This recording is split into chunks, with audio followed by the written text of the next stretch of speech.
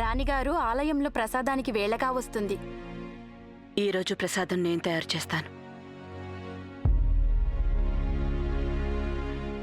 ఎంతో అమాయకంగా కనిపించే ఈమె తన తండ్రితో కలిసి ఎంత మంచి వల విసిరిందంటే ఆ వలలో రాజమాత కూడా చిక్కుకున్నారు. కానీ రాణి గాయత్రీదేవి మీలాంటి నటీమణిని మేమింతవరకు చూడనే లేదు.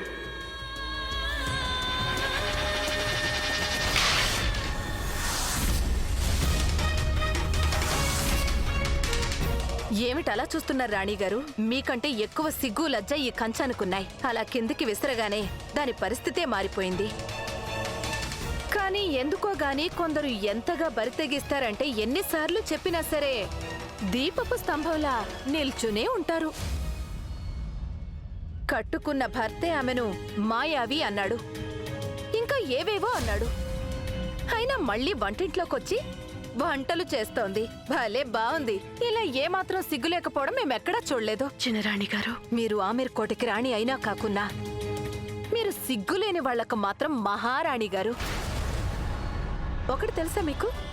సిగ్గు శరం ఉన్న వాళ్ళు ఇలాంటి పరిస్థితుల్లో ఏ నుయ్యో గొయ్యో చూసుకుంటారు. కానీ మీ సంగతే వేరులేండి. మీరు మహాసముద్రంలో దూకిన ప్రాణం పోదు. ఇంకా మీలో సిగ్గు శరం మిగులుంటే రాణిగారు, మీ అంతటా మీరే ఈ రాణి పదవిని, ఈ రాజమహల్ని రెంటిని వదిలేసి వెళ్ళండి. అరే, మీరంతా ఎక్కడికి వెళ్తున్నారు? మీరున్న చోటే నిలుచుని ఈ వినోదం చూడండి. ఆపండి.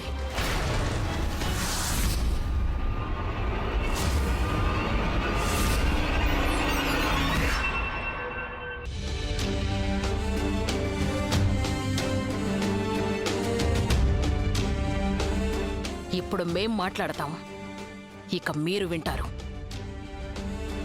మీరు రాణి గాయత్రీదేవి గురించి చెప్పిన అవాకులు చవాకులు అవి ఆవిడ ప్రవర్తన గురించినవి కావు, మీ ప్రవర్తన గురించేనని అవి స్పష్టంగా తెలియజేస్తున్నాయి. మీరు రాజమహల్లో పెరిగి పెద్దవారయ్యారు.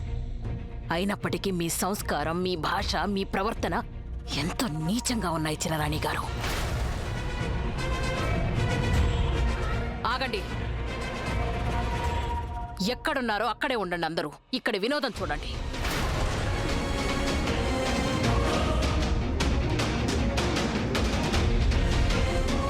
ఇదే కదా అన్నారు మీరు కూడా? ఇప్పుడు వీళ్ళంతా వినోదంగా చూస్తారు మీకేసి.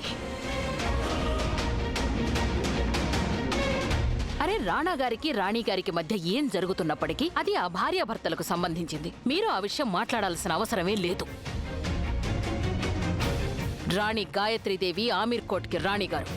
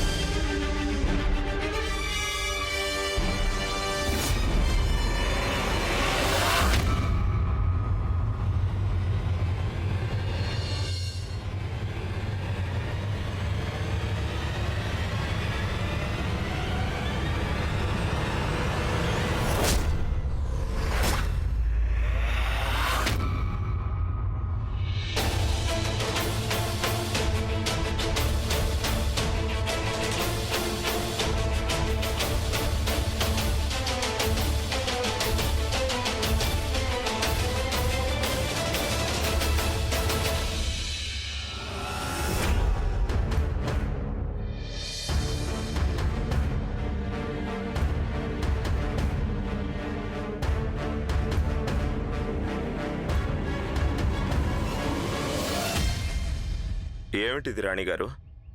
మా బాణం గురికి ఎదురొచ్చి మీరు మా మీద హత్యానేరం మోపాలని చూస్తున్నారా? మీ అంబులో ఎన్నో బాణాలున్నాయిగా. వాటికి నన్ను నిన్ననే బలి చేశారు కదా రాణాగారు. వాటి వల్ల నాకు గాయాలయ్యాయి. వాటి ముందు ఈ సాధారణ బాణం దేనికి పనికిరాదు. ఇక్కడి నుంచి వెళ్ళండి రాణిగారు, లేదంటే ఈ సాధారణ బాణమే తన తడాకా ఏంటో మీకు చూపిస్తుంది. అయితే ఆలస్యం దేనికి? కలిసి జీవించలేకపోయినా మీ చేతుల్లో మరణించే సుఖమైనా నాకు దొరుకుతుంది. నిన్నటి పరాభవం తర్వాత మీరు వెనక్కి తగ్గుతారని మేము అనుకున్నాం. బాణం వేసే ముందు దాని వెనక్కి లాగటం తప్పనిసరి కదా రాణాగారు. నిన్న మాట్లాడడం మీ వంతు అయితే ఈరోజు నా వంతు. మేమేం వినదలుచుకోలేదు. ఒక రాజుకి రాణికి సంబంధం ఎలా ఉండాలో నాకు తెలీదు. కానీ ఒక భార్యాభర్త ఎప్పుడు సమానంగానే ఉండాలి. అందుకే అంటున్నాను, మీ ప్రశ్నలన్నింటికీ సమాధానం చెప్పే అధికారం నాకుందని. మీరు చెప్పదలుచుకుంది మీరు చెప్పేశారు. ఇప్పుడు నేను చెప్పేది మీరు వినండి. మీరెంతో గట్టిగా చెప్తున్నారు, నేను మా నాన్నగారు ఏకమై ఈ వివాహం అనే కుట్ర చేశామని. కానీ మీరెప్పుడైనా ఇది ఆలోచించారా, ఈ రాజమహల్కి ఎందరు షావుకార్లు రుణం ఇచ్చుంటారోనని? వాళ్లలో ఎంతమంది షావుకార్ల కుమార్తెలు మిమ్మల్ని పెళ్లి చేసుకోవడానికి సిద్ధమవుతారు? అది పోనివ్వండి, రాజమాత మొత్తం అందరినీ వదిలేసి ఒక్క మా ఇంటికే ఎందుకు బియ్యానికొచ్చారు?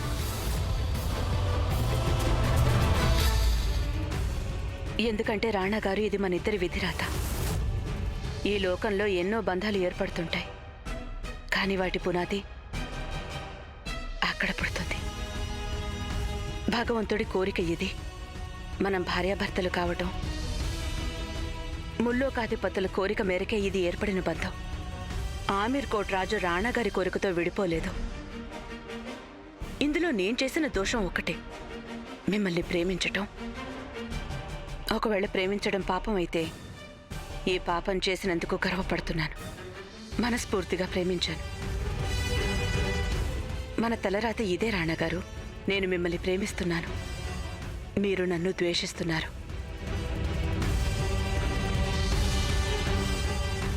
ఇప్పుడు మీతో పాటు ఈ లోకానికే తెలుస్తుంది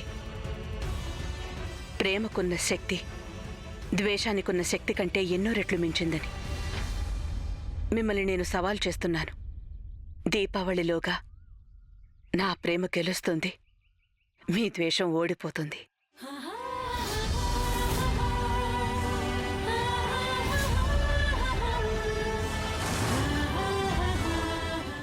ఒకవేళ ఇది మీ సవాల్ అయితే మరి నేను మిమ్మల్ని సవాల్ చేస్తున్నాను. దీపావళిలోగా మేం మీ నాన్నగారిచ్చిన రుణం అనా పైసలతో సహా చెల్లించేస్తాం. అప్పుడు మన మధ్య ఈ వ్యాపారము ఉండదు, ఈ వివాహము ఉండదు. ఆ తర్వాత మేమే స్వయంగా మిమ్మల్ని ఆమీర్ కోట్ రాజమహల్ నుంచి మా జీవితంలో నుంచి శాశ్వతంగా పంపించేస్తాం.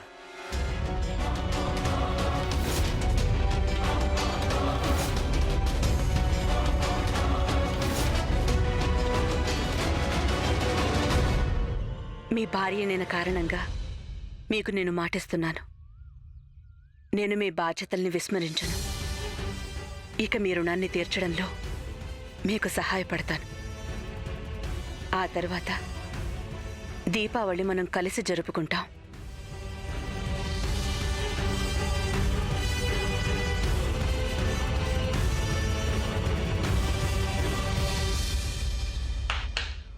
మంచినీళ్ళు.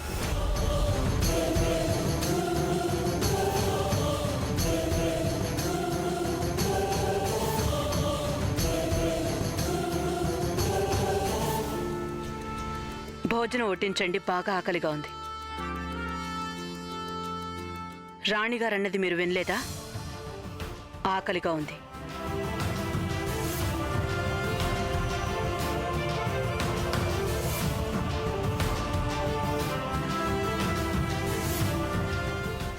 అదేం లేదు రాణాగారు, ఇంత మహాయుద్ధానికి సిద్ధమవుతున్నప్పుడు ఖాళీ కడుపుతో చేయలేం కదా.